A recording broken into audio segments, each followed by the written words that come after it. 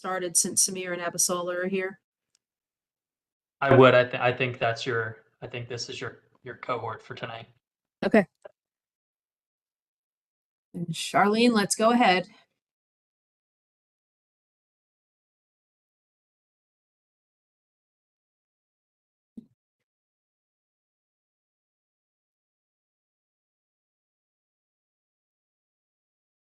Zach, do you know where Dylan is? Have you talked to him? I don't. Okay.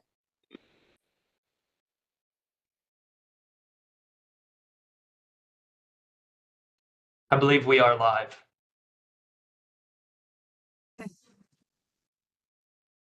Ready? Okay. Good evening, members of the public, and thank you to all the MSDE staff and state board members who are here this evening. This is a meeting of the Education Policy Committee of the Maryland State Board of Education.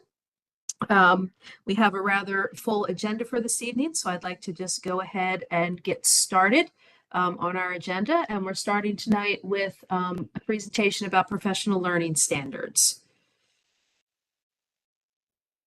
Great. Good evening. Thank you. Thank you, Ms. McCusker and members of the Ed Policy Committee. I'm super excited because I'm joined by Dr. Elise Brown. She is the Executive Director of Professional Learning and High Quality Instruction Materials. And so we'll be presenting together. And so we will try and manage the WebEx. Elise, if you can put the presentation in presentation mode, that'll probably be easier. There we go. Oh, I think it keeps kicking it out. So I've not used WebEx, so I'm not sure why it keeps doing that. there it is. Okay. All right, you can go to the next slide, Dr. Brown.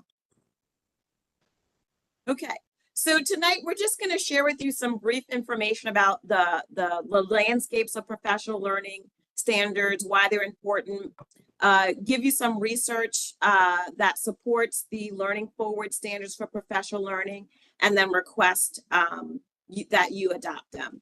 And of course, there'll be time at the end for you to ask us any questions that you may have. Next slide. So as was mentioned, we are requesting the adoption of learning forward standards for professional learning. As you know, at MSD right now, we have a lot of great initiatives that are driven by the blueprint, but just the core work of what we do across the agency to support our local education agencies. And professional learning is extremely important. We want to make sure that any of the professional learning that's being designed, delivered, but also not just from MSDE, but what our LEAs are putting together is high quality, that it's grounded in research, and that it's meeting the expectations as outlined by the blueprint as well. And so because as we were reviewing some of the regulations and looking at the professional learning, the standards for Maryland that we've been using are very outdated. And so this is an opportunity for the agency to signal the value of high quality professional learning that's grounded in state standards. As you know, we're moving forward with the implementation of high quality instruction materials that will require a lot of implementation support around professional learning. And so a holistic and a coherent plan and standards for professional learning is definitely needed. And so learning forward standards has gone through continued refinement and it's grounded in research dating back to like 2014. It's evolved over time, and it's evolved from just being like staff development, stand and deliver, PD, to really professional learning ongoing that can be used across content areas, across student groups, no matter what.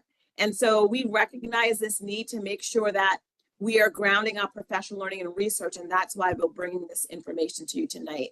So I'm going to pass it off to Dr. Brown to go a little bit deeper in terms of the research that's grounded in the standards and why it's important now. Thank you, Dr. Collins. When it comes to creating the best possible schooling experiences for our students, we know that professional learning for educators is that essential lever to empower them in their classrooms. So with that singular purpose in mind, looking at standards for professional learning really drive the idea that we need to ensure educators have the latest practices, they have the skills and knowledge that they need, and then in turn, they are growing in that practice and improving student outcomes. In 2021, the American Institutes for Research conducted a meta-analysis where they did a full literature review scrape, essentially, of K-12 in-service teachers, looking at classroom practices where professional learning was aligned with those learning forward standards. And so this is looking specifically at classroom observations. And what we see is that there is a positive, statistically significant effect of teacher practice and student outcomes in nearly every one of the 11 standards. So you'll notice when we look at teacher instruction, all 11 standards do have a positive outcome. There is not a statistically significant outcome with leadership. However, it is trending upward. And then the same goes for student achievement. We have positive results for all as we look at the average effect sizes. With students, culture of collaborative inquiry led to positive outcomes, but not statistically significant ones. And as we're looking at these standards, there are 11 standards with learning forward. They are grouped into 3 categories where we focus on rigorous content, transformational processes, and conditions for success. And just to give you a high-level overview of each, when we're talking about our standards with rigorous content, we are addressing the knowledge, skills, and practices that teachers implement in the classroom. The transformational processes really look at professional learning that includes adult learning. And so we are considering the relevance and the job embedded nature. So ideas like sustainability and coaching fall into that category. And then we have conditions for success, which set up an environment that builds ownership and leadership for teachers to take on their own learning and reflect on their practices to continue their growth. I don't know why it kicked me out. Sorry. That's okay. One of the other things I wanted to add that Dr. Brown was mentioning is the professional learning standards for leaders and teachers have evolved over time as well. And so when you look at the standards, they do align very nicely with the standards for high quality instruction by teachers across all content areas, as well as the leadership moves that support leading and delivering supports for all types of schools nationally. And so when we talk about what are other states using for professional learning to ensure that it's high quality, this is pretty much the gold standard. And that's why we feel that this makes the most sense to adopt.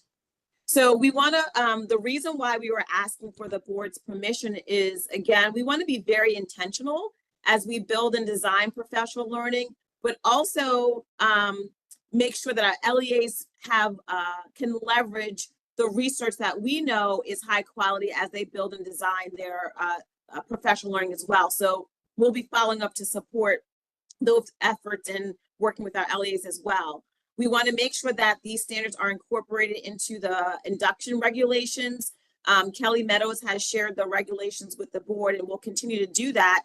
And there are references to professional learning standards, and we want to make sure that we're referencing these high quality standards. These revisions will look to incorporate the 11 standards that Dr. Brown talked about, and will help us to build not only external capacity, but also internal capacity across the Maryland State Department of Education. So no matter what office is providing professional learning, we will be leveraging these standards. And then as we're developing frameworks and structure to support LEAs, we'll be referencing the standards. And also as we build out our professional learning related to high quality instructional materials, we'll be leveraging these standards as well. And so we know that was a high level overview, and we'll open it up for questions. And if there are any areas that you'd like us to expand on, we can do that right now. Dr. Brown, you can take down the presentation. Thank you.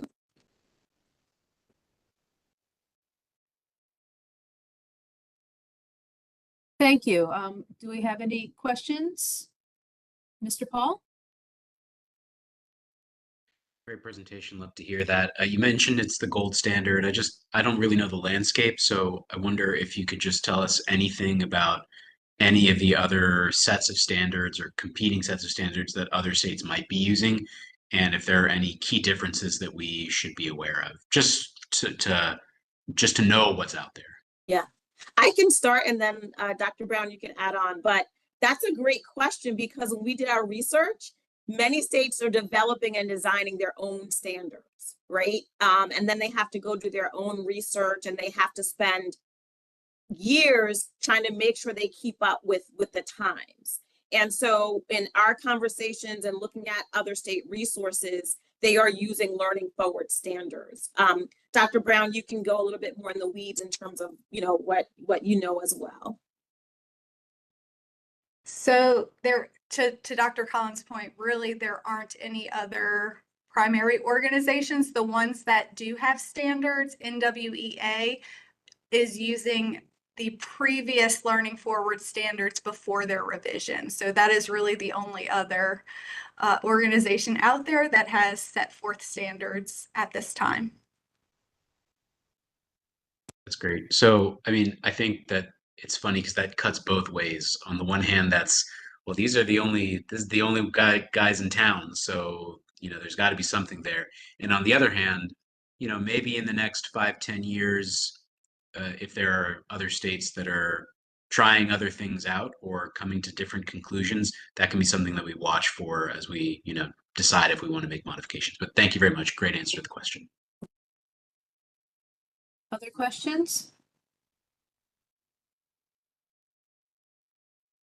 So when I have a question. So when we look at conditions for success, and we're digging into this, will we see educators getting professional development that isn't a one and done? That it's ongoing support, things that can be used in the classroom quickly and aligned, because that's what I hear from, that's all teachers ever say is, I got this 1 hour deal in a faculty meeting and it just didn't do the trick. And, and I know that we've been working very hard to do science of reading and letters training across the state and train the trainer models. Is this going to provide that kind of ongoing high quality support that get educators from point A to point B supported all the way, instead of them trying to sort of muddle through it on their own after just getting a quick one and done? Yeah. You said exactly what we want to happen and should be happening. We have been socializing the understanding across the agency, but also with our professional learning coordinators or our LEAs, that there is a time for technical assistance, which we see as kind of a one and done and giving you information. There's also a time for professional development, which tends to be more skills-based, right? I'm going to teach you a skill and kind of move on. Professional learning is why we're using that term, because it gets to the continuum that you're talking about. We deliver a session, we're collecting evaluation results, and we're using that to plan the next phase. Or we are building out a scope and sequence, let's say for the year, of what's the end in mind, right? Where do we want to be? Knowing that that's iterative, so that as we're working with professionals in the field, we're going to be making changes to the learning along the way, that at least from the beginning, we can say where we're going, and that we're very clear about what is the research that's grounded in the learning we're providing you anyway, right?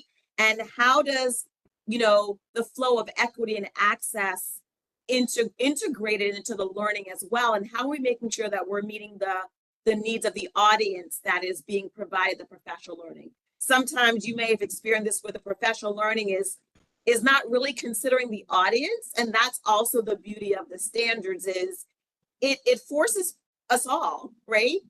As we're designing it, to think with the audience in mind.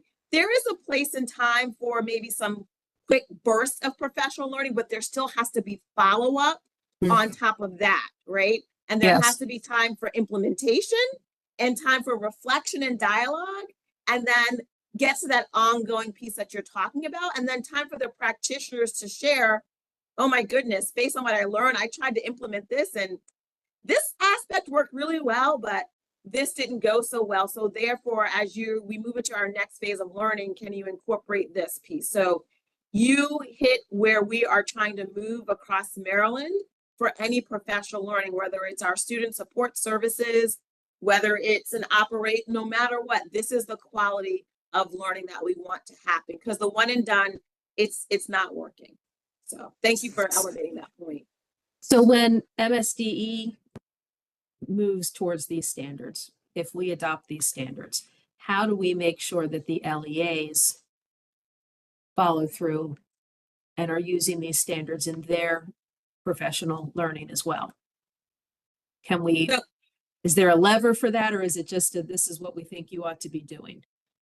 No, I believe the lever is something that Dr. Brown and I have talked about. Is we have been leveraging monitoring visits with our LEAs, and they've been welcoming. We are actually able to go out and observe the learning, and actually across teaching and learning right now, that's actually what they've been doing. To your point, right, is they have co-created and co-constructed learning together, and then they've actually been out. Some of our LEAs have asked if you can be a silent observer as they're delivering the professional learning. Some have asked to sit with the directors to go through the evaluation results and help them brainstorm this is what we planned, but we don't think it's all going to meet the needs. And so you actually have to be there to see evidence of impact. And so that is a component that we built into the design of any professional learning. Even prior to adopting, if we adopt these standards, we have already built that into something that has to happen. We just have to be in the field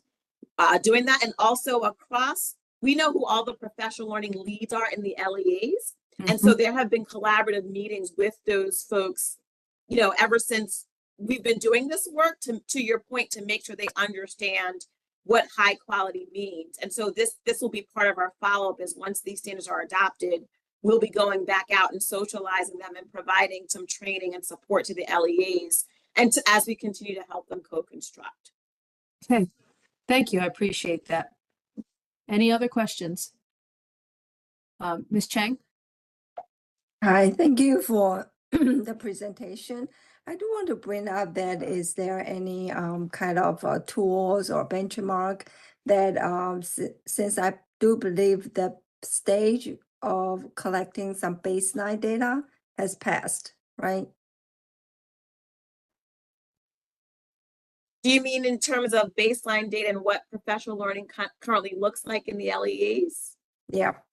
Oh, no, that hasn't passed. Oh, they We haven't collect started, baseline data okay. all the Yeah. time, just because we're engaged with the LEAs. So this is something that's needed right now, just to standardize.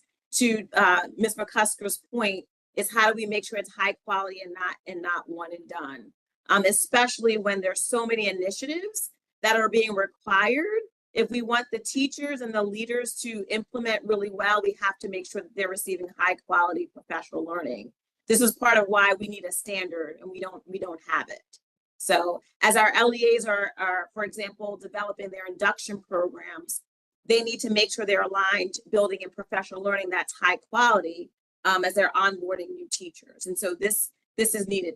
The work that we've been doing with our LEAs, we have enough data to show sort of what the landscape looks like right now, and where we need to provide and lean in a little bit more to make sure it's high quality. So it's like collecting the data, to your point, is like ongoing. We have data we have now, and it's something we'll be able to continue to do.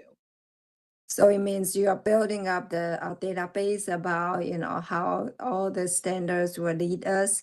And I would just try to see, do we can also consider the teacher's reaction or response to before and probably after or in the middle, Yeah, I mean, so I don't want to get in the weeds, so I apologize, Ms. McCusker, but yes, that is a component that's often built in. It's sort of, and Elise, if there's something you think you want to share, please do, but that is actually a very good practice. Is prior to designing any professional learning, you reach out to the practitioners to get a pulse of, if, like, just with our social studies standards that you all approved, right? We have not been designing it in a vacuum. We followed up to say, okay, the standards have been approved, but what is it that you need from us in order to support you with the implementation? And then we've taken that information, and that's what we've been using to design it. And then oftentimes we'll bring in what we call like a design team that includes representatives from our school to say, hey, this is a draft. What do you think what's missing? Right. So Great. Thank you. you're welcome. Any other questions?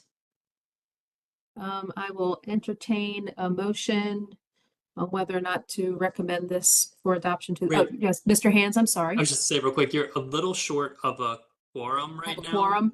So if we have another member join, maybe we can come back to a vote. Otherwise, we just move on.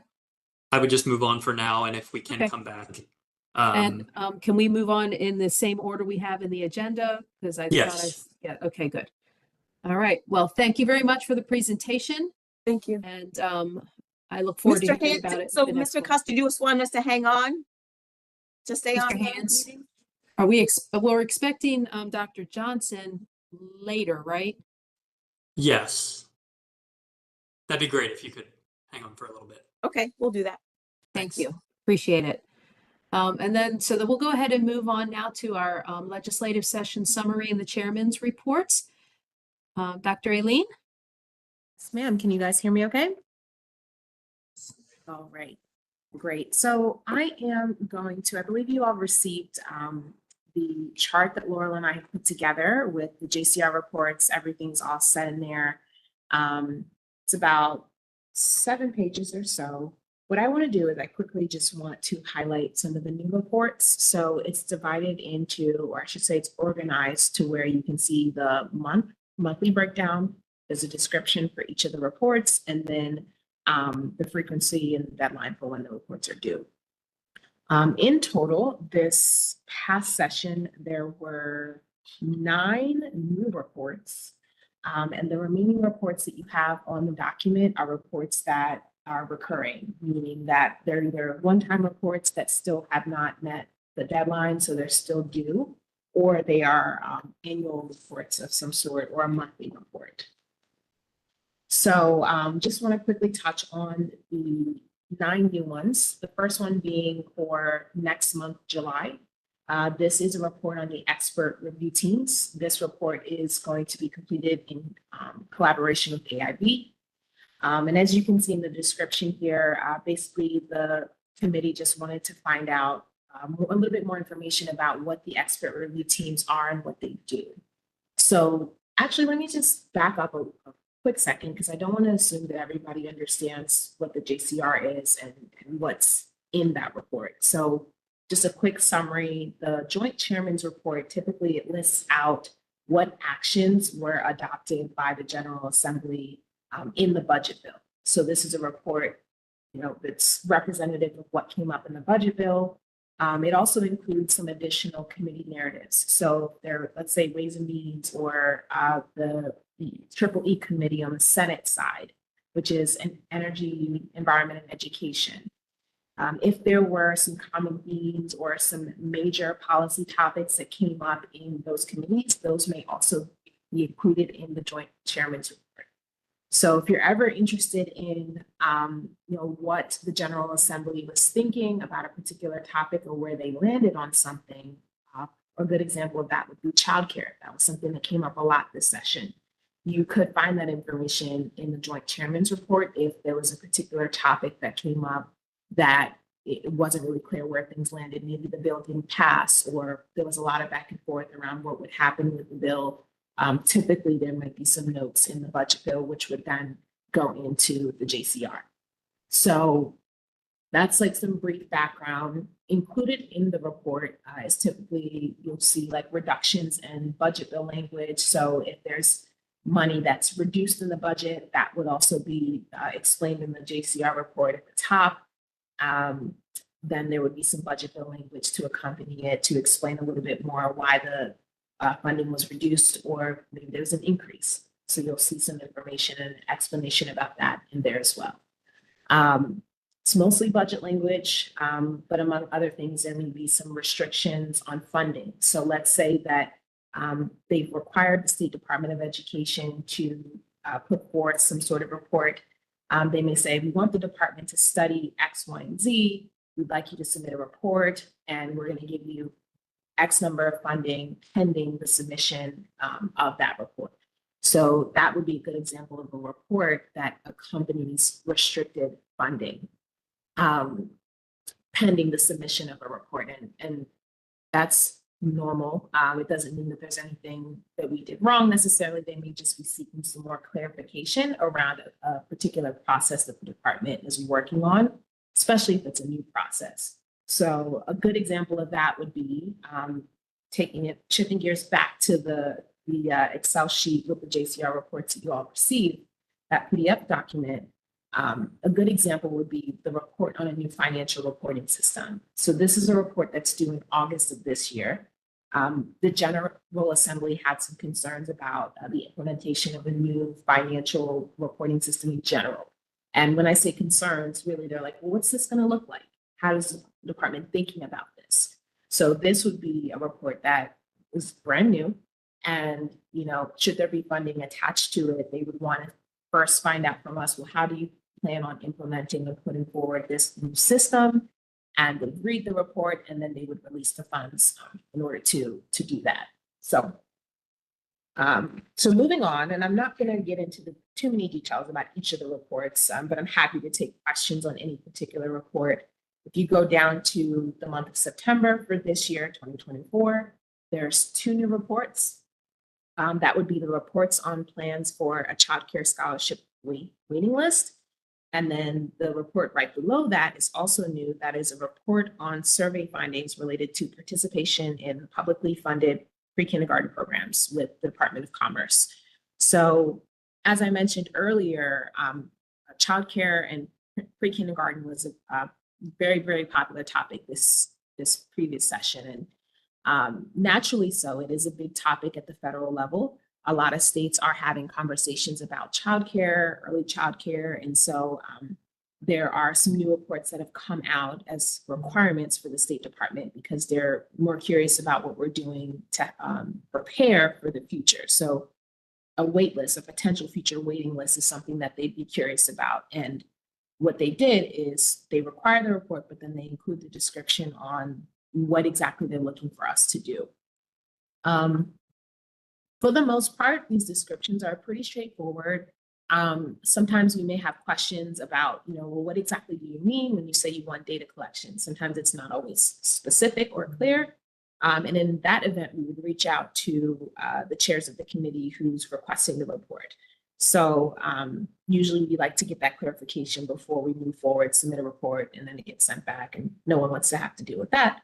So we do proactively ask and find out if we're clear on what the expectation is there. The next new report would be in the month of November. This would be the 5th new one, and this is a report on the identification of reading difficulties for middle and high school students. This is on page 3. And again, science of reading, that is a big topic that the State Board and the State Department has talked about this past year. And so naturally, there is a request for a new report to study and understand how the department identifies reading difficulties for particularly middle and high school students. So what this tells us is that there are a lot of members in the General Assembly right now who are curious about that process. Do we have a process in place? What does the process look like? Is it up to date? And how do we make sure that our middle and high school students aren't being left behind? So that is a good example of why a report like that would come forward. The next new report is on page 4. This is for the month of December. And this is a report on non-certificated education support professionals. So this would be Kelly Meadows' shop. And this particular report, again, this came from the Budget Committee, actually. It's going to be due on the 1st of December, and they want to find out, what are our current engagements with relevant stakeholders. They're asking questions about 2 particular issues here, and I won't read through the full description, but pay equity is one of them. They really want to know how are we handling the teachers who don't currently have their certifications, but are working towards that. And they also want to make sure for that report that we're appropriately engaging the stakeholders, which Kelly's team is doing an excellent job at. So I know they'll look forward to findings on that.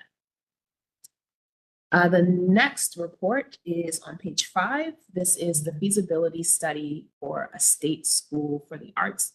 And again, just a reminder, I'm only going over the brand new ones. All the other reports are reports that were in the JCR last year.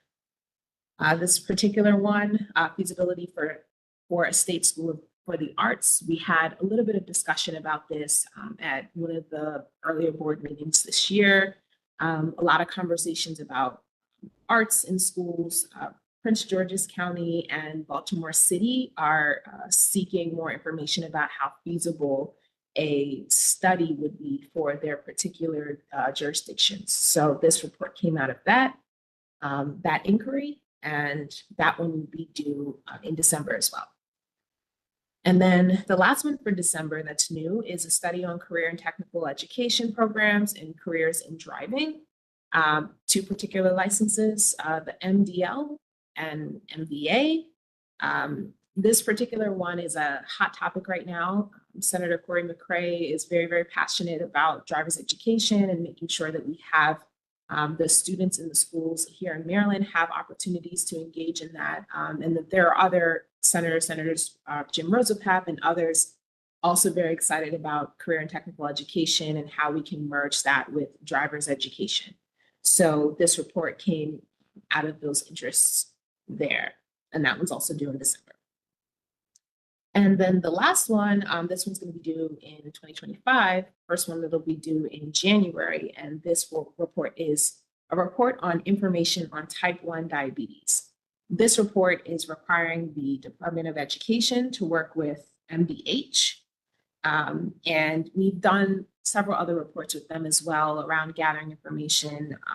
Our role primarily is making sure that parents and guardians of students who have type 1 diabetes have access to the information that they need in order to best serve their children. So this particular report will require us to collaborate not just with MDH, but also with the LEAs to collect any sort of information and make sure that information is being disseminated appropriately. I keep moving because the light is like moving with me. So try not to be grayed out here. But that's it as far as our new reports. There's a lot on this list. So feel free if you have any questions, feel free to follow up with myself and or Laurel, who's also here. She's done a great job getting some data and information on these reports. So that's all I have for you. Thank you very much, and thank you for the the spreadsheet. It's easy to follow. The detail was good, at least from my point of view. So thank you very much for that. Does anyone else have questions? This is an information item only, correct, Mr. Hans? Yes. Yes, Okay. I see a question from Ms. Chang. Oh, I'm sorry, I didn't see it. Thank you, Ms. Chang. Yeah, thank you so much. There are very good reports we're collecting. I just have one quick kind of observation about the type 1 diabetes.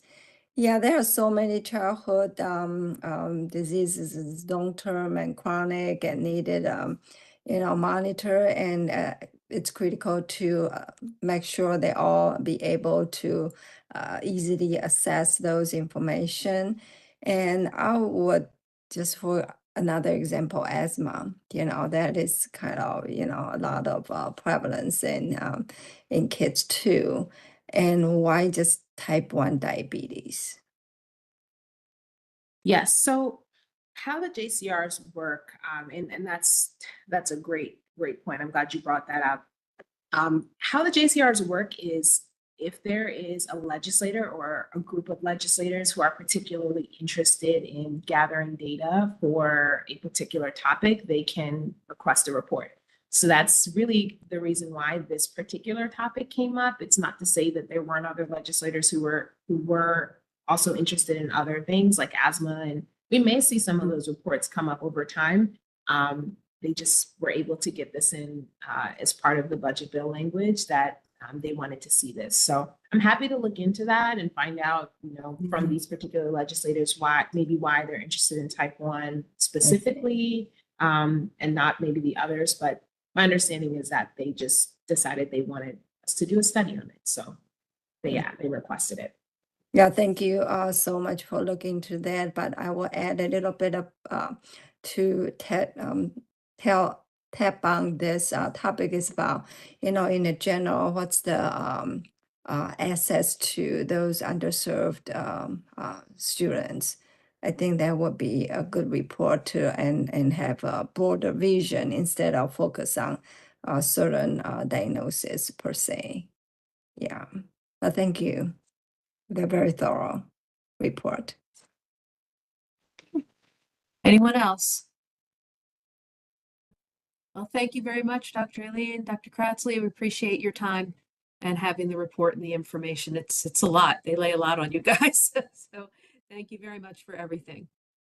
Okay, You're very and moving on in our agenda, we're going to go slightly out of order in our agenda, and we're going to take Dr. Cook with the child-based license pilot program, the nature outdoor childcare programs. Yes. Thank you, Ms. McCusker, and thank you to the entire policy committee. Today, on behalf of the department, I am requesting permission to publish a new chapter of COMAR, which would be 13A.14.15, Outdoor Nature-Based Childcare License Pilot Program, to establish a pilot license for outdoor early care and education programs in response to legislation that passed in the 2023 session. As you may know, outdoor early care and education programs are crucial to enhance the physical health, mental well-being, and social skills of our young children. There are many benefits of outdoor learning in the early years, and nature-based programs inspire creativity and hands-on experiences with nature. The proposed regulations establish a pilot program to license outdoor early care and education programs for the full day and for all year round. The proposed regulations use the foundational components of 13A.15, Child Care Center regulations, but recognize the need for variances to accommodate the unique nature of outdoor programs, particularly those with no indoor spaces. This pilot program is for 3 and 4-year-old children who would be outside in their nature-based early learning environment all day with limited or no access to indoor spaces. The proposed regulations set forth minimum standards as well as require comprehensive policies and procedures to be submitted with the pilot application for the license.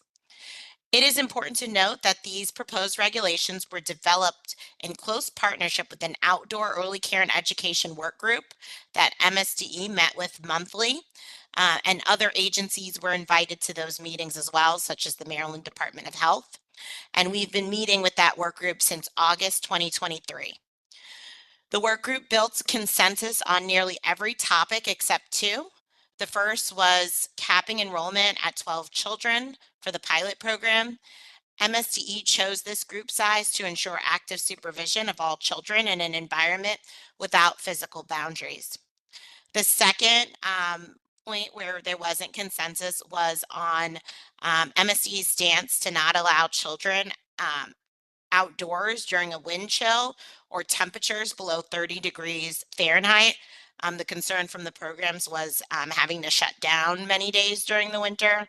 However, MSDE was concerned about having 3 and 4-year-olds outdoors in freezing temperatures all day long. The Office of Child Care Advisory Council also reviewed and gave input on these regulations, citing the need for workers' compensation insurance and liability insurance. So the workman's compensation insurance is already a requirement that's built into the center regs that I mentioned earlier. And we will be strongly recommending each of these programs to obtain liability insurance in their application. Again, the work group was able to reach consensus on the vast majority of items that you'll see in these proposed regulations, and we are asking the committee to publish the proposed regulations. Thank you. Thank you, Dr. Cook. I appreciate it. Any questions from members of the board? Seeing none, I do have 1 or 2 quick questions. I note that it says that the pilot program is going to be for 4 years, beginning this coming school year. When do you foresee that we could actually get one started? Because with the regulation process and the application process, there's no way that this is done by September. So what are you thinking the more realistic timeline is for at pilot applications? Yes, we already alerted the work group that the promulgation process can take some time. So they're aware of this, and we also shared this with the General Assembly member, the primary one who sponsored this piece of legislation. We are hoping to get this out in the fall, sometime in the fall. And we've been discussing running a concurrent application process along with the promulgation process of this regulation. Thank you. And Dr. Johnson, I'll be with you in just a moment. I'm going to just ask my second question real quick. When I was reading through these regs, down on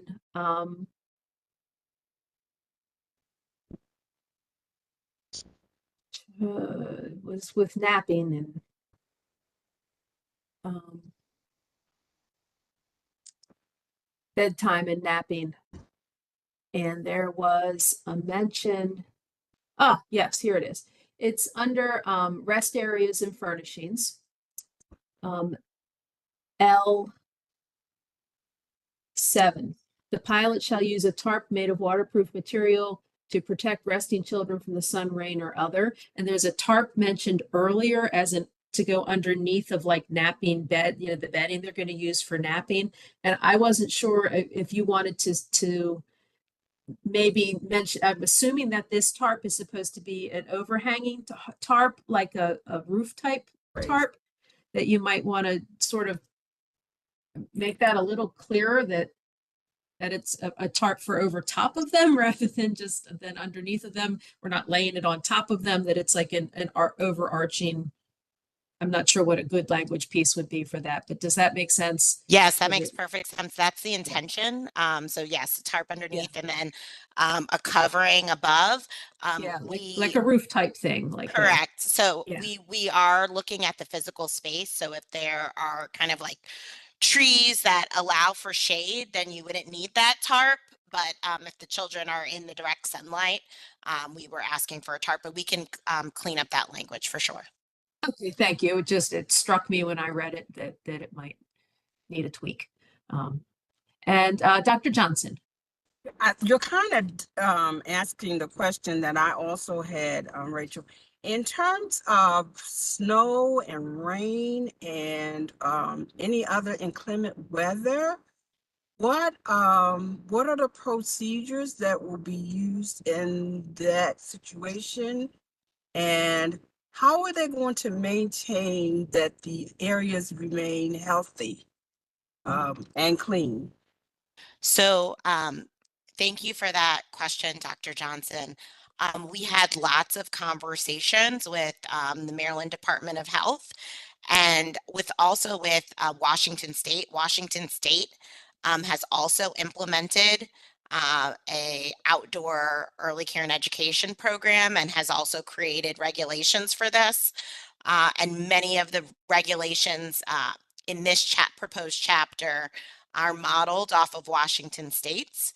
So there are many regulations throughout, for instance, regarding hand washing outdoors, for snow, clearing out that space, shoveling it, moving snow so that the tarp is there for nap time, for instance. And then there's just lots of there's a component of the application where we focus on something called a benefit risk analysis, which is something that's done often in nature-based outdoor programs. And that'll be part of the application and inspection process for this license pilot. We'll be looking at the outdoor space. We'll be assessing whether they're health risks or physical risks in the space and mitigating those risks prior to licensing the program. Does the vendors have to have any kind of risk management program that they're submitting to us so that we can review? Yes, so as part of the application process, they will have to do a full risk benefit analysis, and they will submit that to the Office of Child Care for review. Also, each staff person, and there are two um, uh, teachers for 12 children. Each of those staff members will need wilderness, first aid, and CPR training. So they'll be specifically trained for, and they'll also have other training on outdoor nature-based programs, in addition to some of the basic health and safety trainings that we require for teachers in other early care and education settings. So they'll be well prepared to work with children in this setting. Thank you very much. Thank you, Dr. Johnson. Anyone else? Ms. Chang? Yeah, I do have a quick one about the storage of medication, and some kids might need medication and needs to be in certain temperatures. How do you handle it? Because I don't see that sections stands out. Thank you. Yes, there is a section in the proposed regulations on the storage of medication. If you give me a minute, I'll find it for you. I have it. It's Thank you. I it's think under it's, food storage yes. and it's letter N and it's on page 6. And so part of the training of the lead teachers will be on medication storage and administration of medication.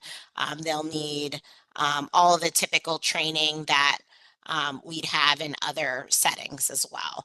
And just so you all are aware, the Maryland Department of Health came to a lot of these meetings and supported the development of these regulations in partnership with MSDE and the work group.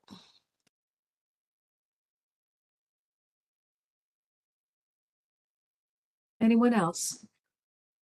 Okay, I will entertain a motion regarding whether or not to recommend adoption or permission to publish these regs to the broader board.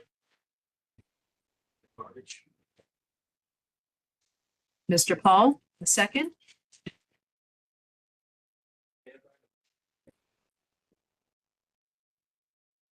No second. Second. Thank you, Ms. Aiello. Any more questions or discussion? So I will take a vote from members of the committee, please. All in favor of recommending to the broader board that we give permission to publish, please say aye and raise your hand. Aye. Aye. Dr. Johnson? Dr. Johnson? Can you see me? I can't see you, but you can just say aye and we'll know you're. Yeah, I said aye. Oh, okay, thank you. Didn't hear you. Thank you very much. I believe the motion passes unanimously. It does. Thank you, Dr. Cook, for the presentation and the information. We look forward to seeing you at the board meeting. Thank you. Appreciate it. Bye. Thank you. And from here, I would just briefly like to go back to our professional learning standards discussion. We still, yes, there's Dr. Collins. Dr. Johnson, did you have any questions about the professional learning standards presentation so that we could take a vote on whether or not to recommend adoption of these standards to the broader board? I did not. Okay, then seeing no further questions, do I have a motion to recommend adoption to the broader board? So moved, Dr. Johnson. Thank you, and seconded by Mr. Paul.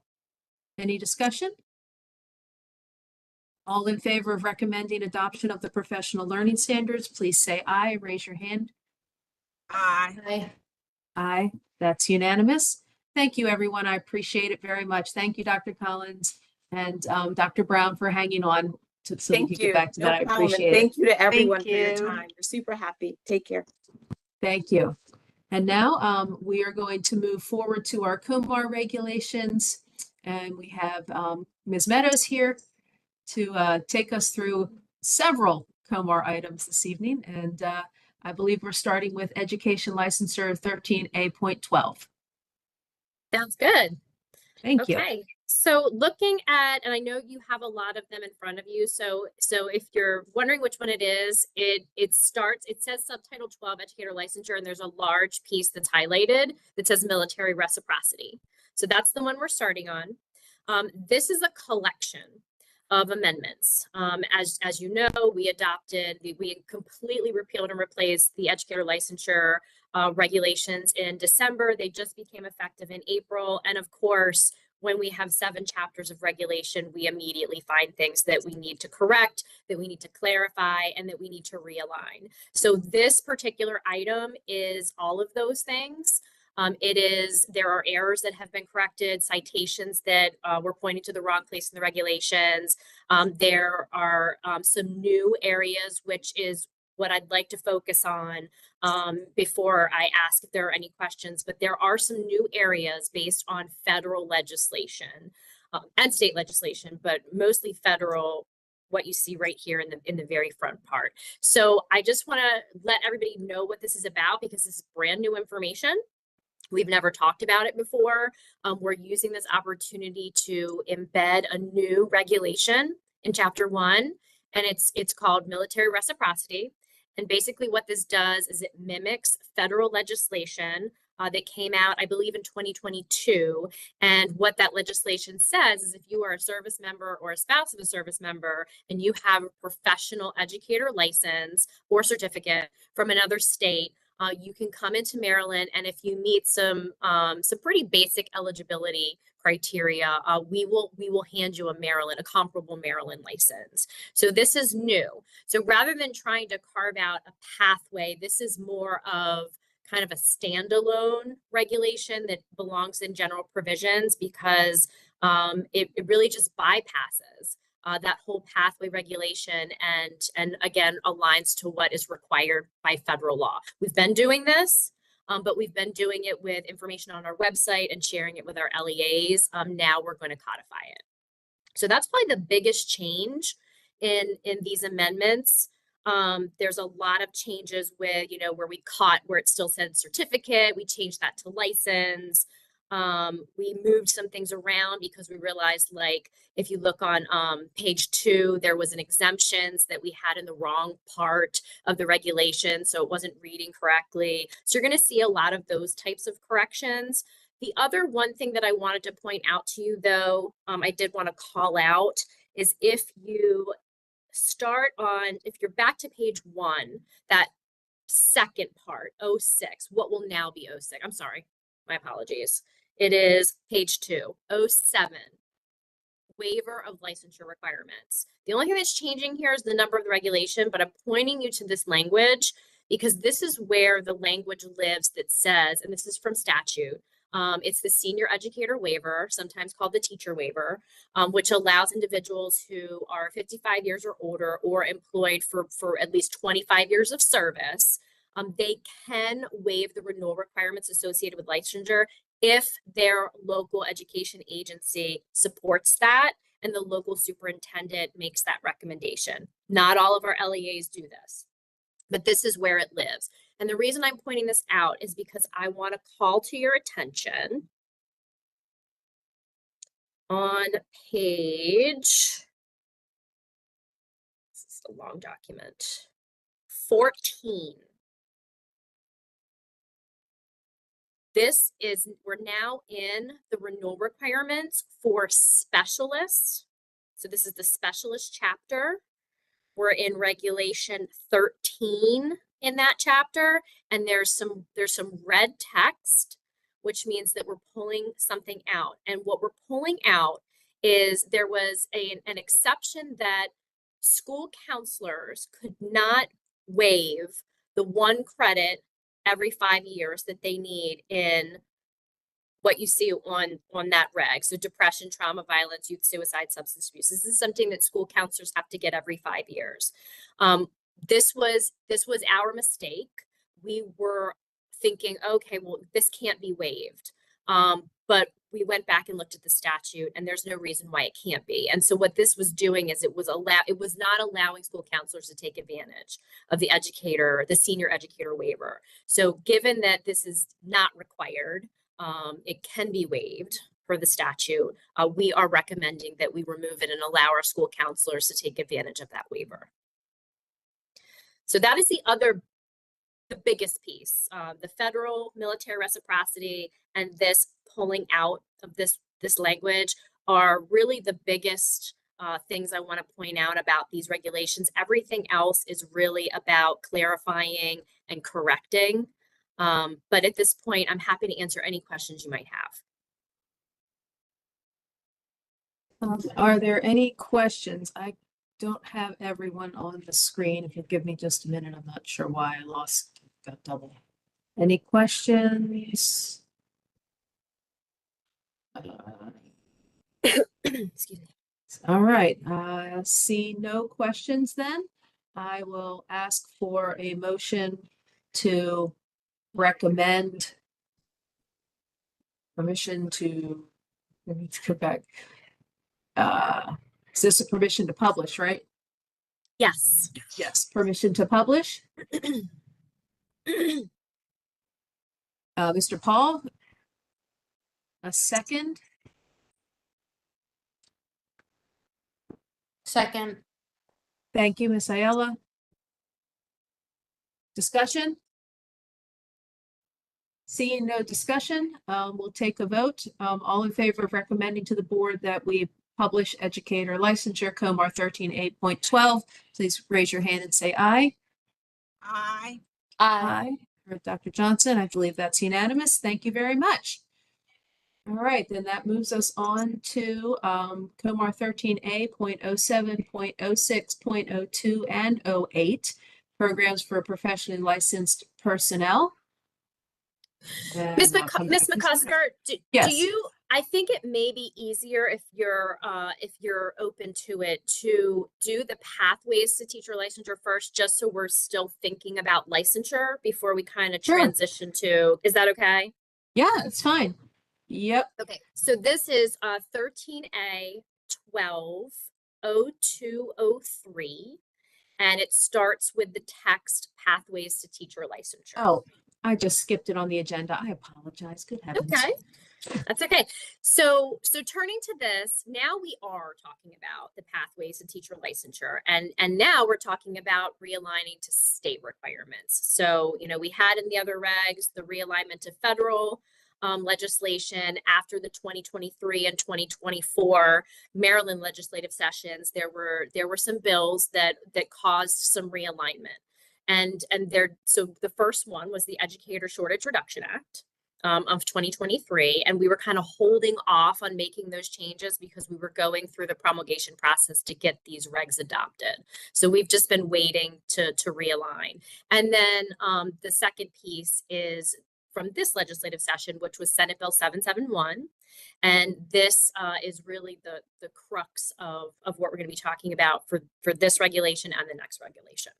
So if we start at the beginning, you're going to see that under the Maryland approved program route to licensure, we've got some additions here. And half of this is moving things around that were already there under special considerations at the bottom of the regulation, which you're going to see some red text when we get further down.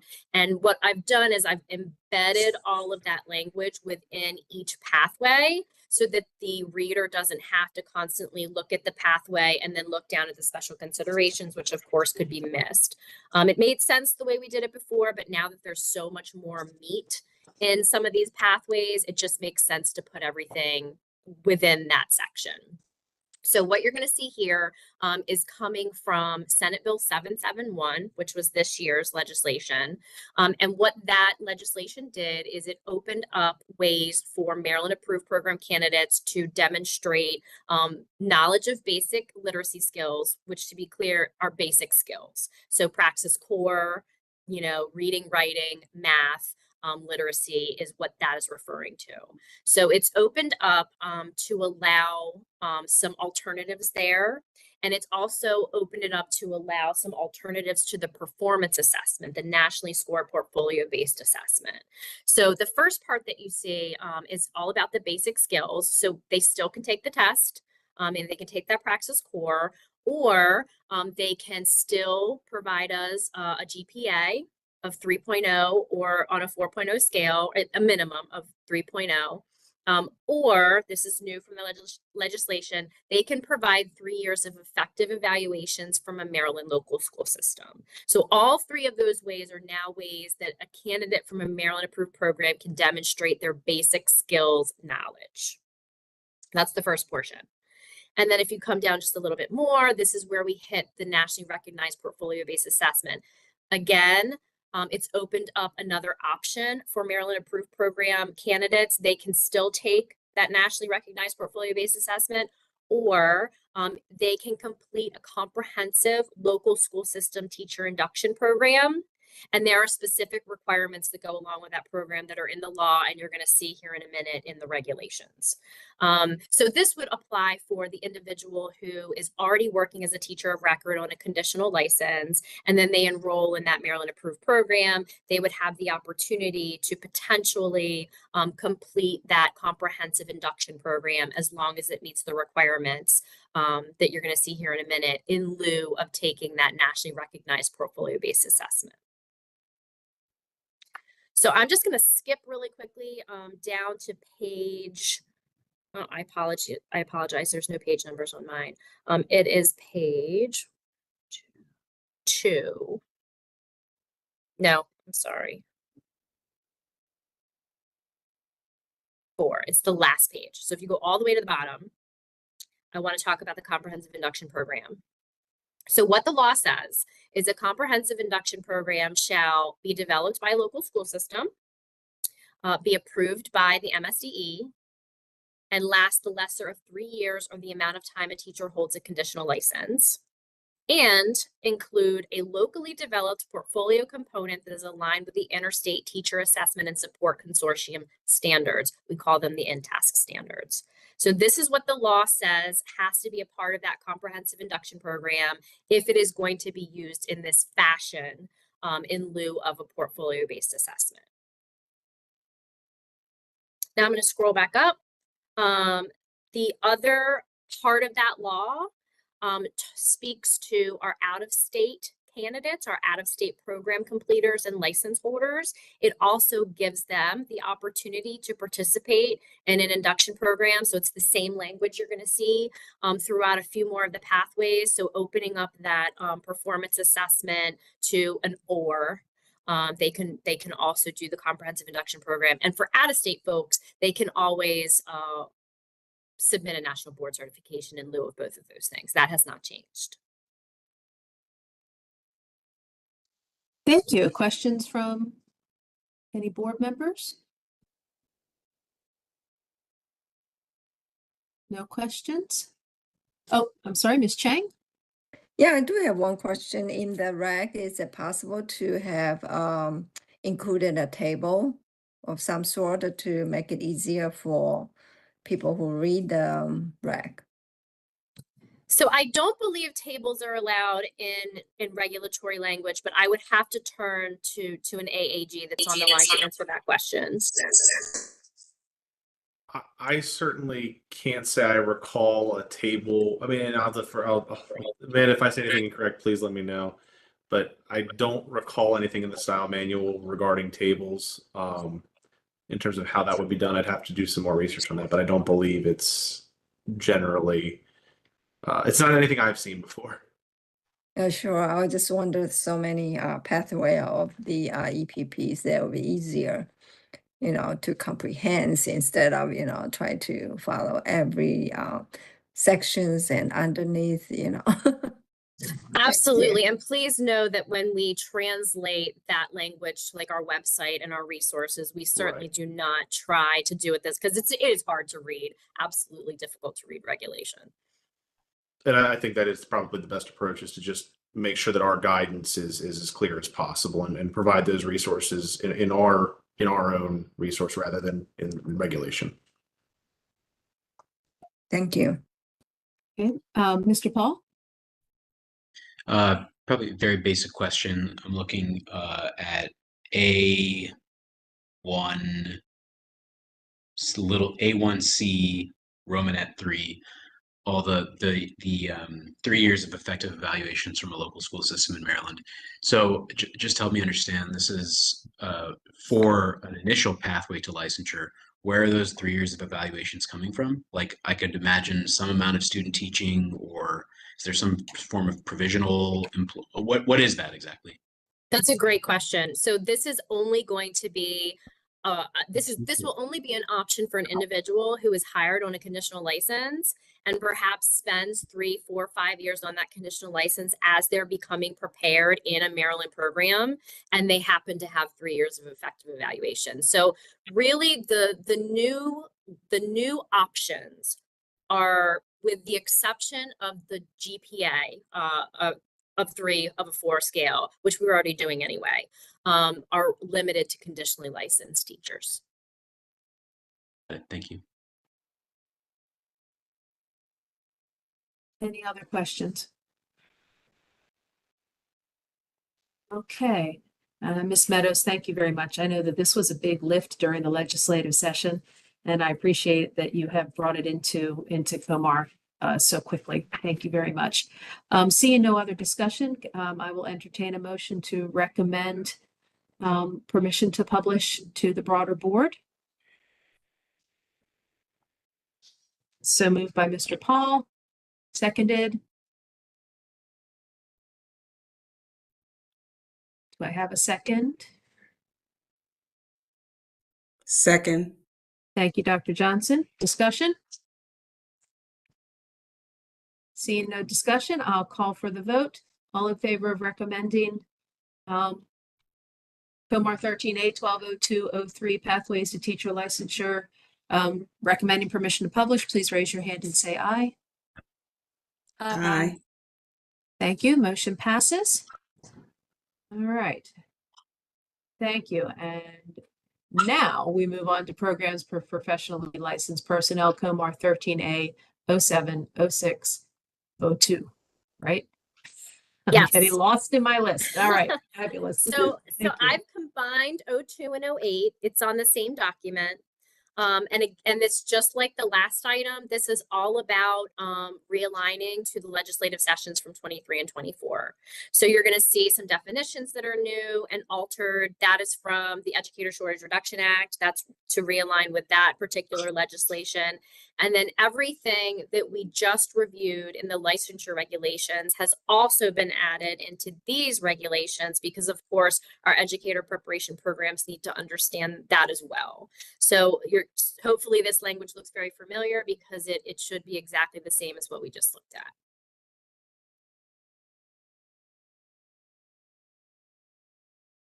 Questions?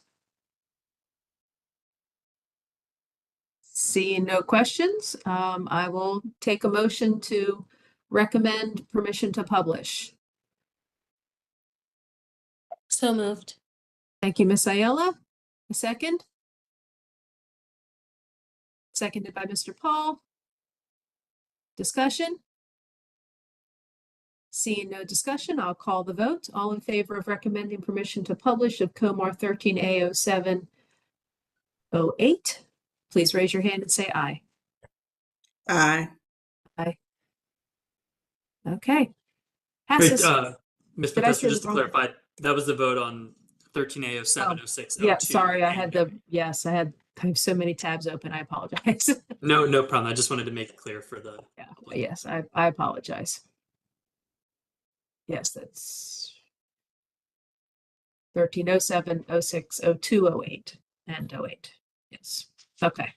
And then moving on then to COMAR 13A0708 Incentive Program for Certification by the National Board for Professional Teaching Standards. Yes? Okay, Ms. Meadows? All right. Okay, so these are the regulations that were actually before this committee, I think 2 months ago. And we ended up pulling them maybe 3 months ago because we realized during the legislative session that there was most likely going to be legislation that would require us to open it right back up. So we pulled it back, and as a reminder, these are the regulations that establish the requirements for the National Board Certification Fee Incentive Program. So this is all about the money paying for that candidacy for certain individuals that meet the criteria. And the only change that we see here this month is in the scope is the first place you see it. You're going to see the term non-classroom teacher. So the House Bill 1426, which is the blueprint bill, as part of that bill, it did expand eligibility for this program to what is defined in the law as non-classroom teachers. So we've embedded that definition within the definition of these regulations, and it is defined as a position in a school for which, if the individual earns national board certification, the individual is eligible to join the career ladder, including administrators, assistant principals, instructional specialists, and principals. So that is the only addition that you'll find in the regulations from the last time we spoke. It's just making sure that we've expanded the incentive program to allow those non-classroom teachers to participate. Thank you. Any questions? No? Okay, seeing no questions, I'll entertain a motion to recommend permission to publish to the broader board. Mr. Paul? I have a second. Second. Thank you, Ms. Ayala. Discussion? Seeing no discussion, I'll call the vote. All in favor of recommending permission to publish, let's make sure I get the right number this time. COMAR 13A0708 Incentive Program for Certification by the National Board for Professional Teaching Standards. Please raise your hand and say aye. Aye. Okay, motion passes. Thank you very much. All right, and then we have one more, I believe. COMAR Yes, 13A. Yes, I was just going to say, Ms. Yes. McCusker, I can Yeah. take this very quickly. Okay. COMAR 13A08, 0102, and 3 is the kindergarten readiness assessment regulation that this committee and the full board granted permission to publish. It is coming back for permission to adopt. There was only one comment from Montgomery County Public Schools in support of the regulation, with a couple of concerns about the transition to the new KRA. This will come on the consent agenda for adoption for the full board in June. Okay. Do we have any questions? Okay, seeing no questions, I'll take a motion to recommend adoption. No, Don't need to because it's going to be a consent agenda. Yes, just an FYI for Okay, the committee. so this is just informational. Yeah. Okay, any questions? No? Okay, then I think we're finished. Am I right? I think we're finished. Yes. The deck is clear. The deck is clear at 7:45, right on time. So thank you everyone for being here this evening, for your thank you for your time, to all of our presenters and staff at MSDE. Thank you to the board members for your time this evening. And thank you to the members of the public who tuned in to our meeting this evening. Our next meeting will be in July, and information on that meeting can be found on the MSDE website. And we look forward to seeing everybody at the next board meeting. Thank you very much. This meeting is adjourned.